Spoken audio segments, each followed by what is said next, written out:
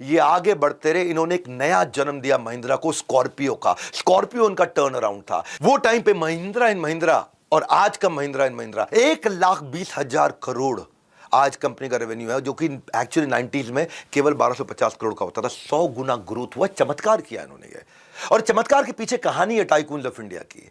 91 में क्या हुआ था, जिस समय पूर्व प्रधानमंत्री मनमोहन सिंह उस समय फाइनेंस मिनिस्टर हुआ करते थे, लिबरलाइजेशन ले आए, दुनिया के लिए भारत को खोल दिया। फॉरेन कार मार्केट इंडिया में आ गई, सुजुकी आ गई, हुंडई आ गई, जनरल मोटर आ गई, कई कंपनी आ गई। ऑटोमोबाइल सेक्टर स्ट्रगल में आ गया। इंडियन कंपनी टाटा मोटर्स और महिंद्रा वो ड्रॉप करते चले गए, क्योंकि बाहर की गाड़ियां देखने में सुंदर थी, फ्यूल एफिशिएंट थी, अच्छी थी, उनमें दिलचस्पी लोगों की बढ़ रही थी। आखिरी उम्मीद के तौर पर इन्होंने क्या किया, फोर्ड के साथ कोलैबोरेट करके कंपनी एक गाड़ी बनाई, उसका नाम था एस्कॉर्ट। एस्कॉर्ट ट्रैक्टर वाला एस्कॉर्ट नहीं, गाड़ी का नाम था एस्कॉर्ट। जो मिलेनियल हैं 2000 के बाद जिनका जन्म हुआ, उनको शायद एस्कॉर्ट के बारे में पता भी नहीं होगा। गाड़ी बुरी तरह पिट गई थी, इसलिए नहीं पता चला। कंपनी जो ट्रैक्टर के लिए पहचानी जाती थी, महिंद्रा एंड महिंद्रा का आज भी ट्रैक्टर का बिजनेस सबसे बड़ा है। 42-45% मार्केट शेयर, 18 ट्रैक्टर बनाने वाली कंपनी में एक केवल महिंद्रा एंड महिंद्रा लगभग 45%, आधे के आसपास का मार्केट लेके चल रहा है। ट्रैक्टर से हटकर एक्स फैक्टर ढूंढना गाड़ी में मुश्किल हो रहा था। आनंद ने करियर में बड़ा रिस्क ले लिया।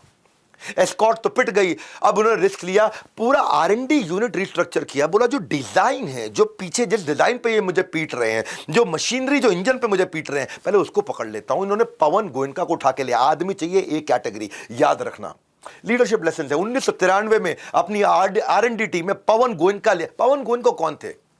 पवन गोयनका अपने आप में एक जायंट हुआ करते थे, जनरल मोटर्स के अंदर काम करते थे उस समय।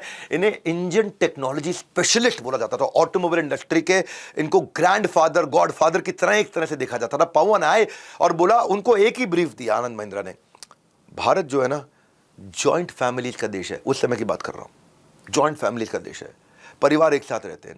9-10 सीट वाली अगर गाड़ी बना दी तो बात बन सकती है। आनंद ने पवन गोयनका से पूछा, एक बात बताओ, अगर पूरा SUV platform ground up, SUV गाड़ी आज तो बहुत चलती है, ग्राउंड अप बनाना शुरू किया और अगर डिजाइन किया तो कितना पैसा लग जाएगा? पवन गोयनका ने पूरा हिसाब किताब जोड़ा और वापस लौट करके आए, बोले लगभग 1000 करोड़। आनंद महिंद्रा के होश उड़ गए। उस समय के 1000 करोड़, आज के नहीं। पैरों के नीचे जमीन खिसक गई। ये अमाउंट महिंद्रा ग्रुप के कई सालों के प्रॉफिट ले भी जा रहा था, 1000 करोड़। उस समय की बात कर रहा हूं। अच्छा, टेक्निकल एक्सपर्टीज नहीं, कोई पीछे का प्रेसिडेंट नहीं। आनंद को डिजाइन, इंजीनियरिंग, मैन्युफैक्चरिंग हर एरिया में बिल्कुल नीचे जमीन से स्क्रैच से स्टार्ट करना था, क्योंकि कार्स वाले एरिया के अंदर ट्रैक्टर की कंपनी थी भाई। इन्वेस्टर्स बोले पीछे हो गए, ना ना ना इतना रिस्क नहीं लेंगे। आनंद ने फिर समझाया। फॉरेन राइवल्स ने आकर के ताने मारे, ट्रैक्टर बना, ट्रैक्टर बना, इसमें एक्स फैक्टर, ट्रैक्टर नहीं एक्स फैक्टर। बोला कॉम्पिटिटर मत बन, ट्रैक्टर बन तू।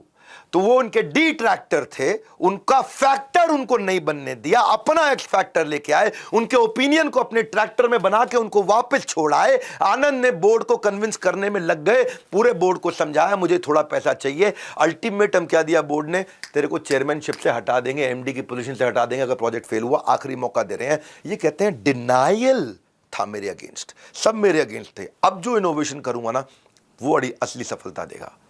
पूरे के पूरे ग्रुप के बजट्स को इन्होंने क्या किया, जीरो बेस्ड बजटिंग। ये लीडरशिप फॉर्म में सिखाता हूं मैं, जीरो बेस्ड बजटिंग क्या होती है, कैसे जीरो बेस्ड बजटिंग इन्होंने की।